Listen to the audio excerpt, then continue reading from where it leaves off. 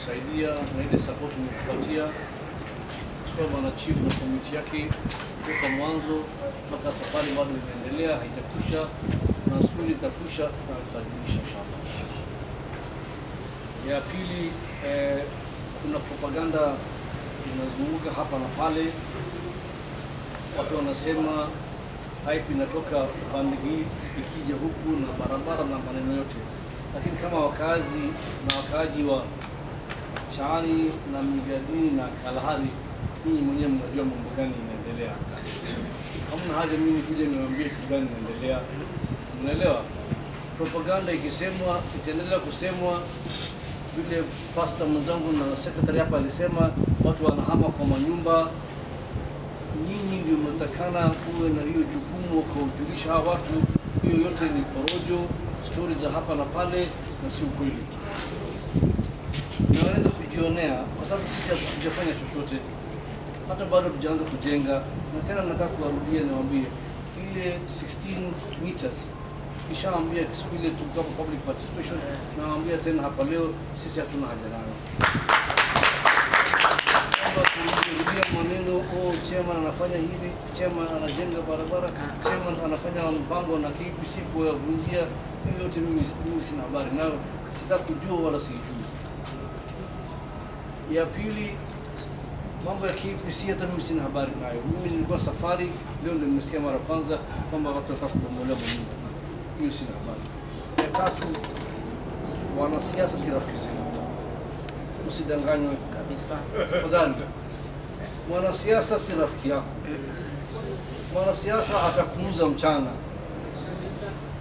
Mwanasiasa atakuunganisha na kila mtu. Baadaye atachukua bahasha yake atakuacha kavu. Tafadhali usidanganyane. Sisi tuko tayari kufanya kazi na nyinyi vile tumewaahidi. Tumewafanyia ile ICAM vile tuliahidi. Tulisaidia wale wa people with disabilities, tuliwasaidia. Kuna board hapa tunamalizia, ilianzwa na Interpol, tunamalizia. Ile mambo mlioomba, tutatuma watu tuangalie mahali gani nyingine tunaweza kabovu nyingine. Tutasaidia. Mambo ya shule, vitabu, tutasaidiana. Mambo ya kanisa, sisi kila kitu, hatuna shida na mtu. Tunataka kufanya corporate service responsibility, si kwa sababu mnatulazimisha. Ni kwa sababu sisi wenyewe tunataka kufanya.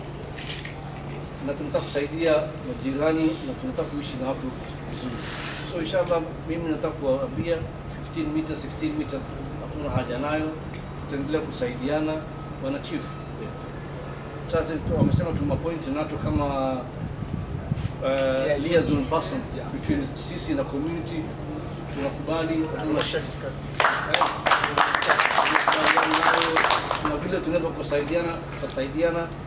Kazi ikianza ile unskilled tuko na wewe, ile skill ikianza tutakuwa na wewe.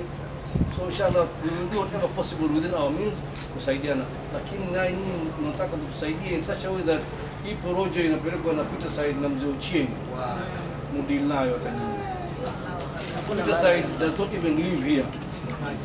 Skuli ilifungwa. Sasa nieleze mtu aishi pale, how does he come to incite you? How? So it is the responsibility of the community to deal with someone like him, even to report him to the authorities.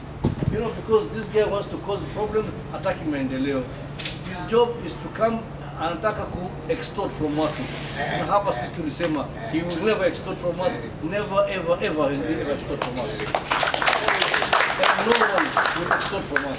Sisi tukikaa na nyinyi tunakaa kwa undugu, kwa makini na tunafanya kazi na nyinyi kwa sababu ya ile brotherhood yetu na sisterhood yetu.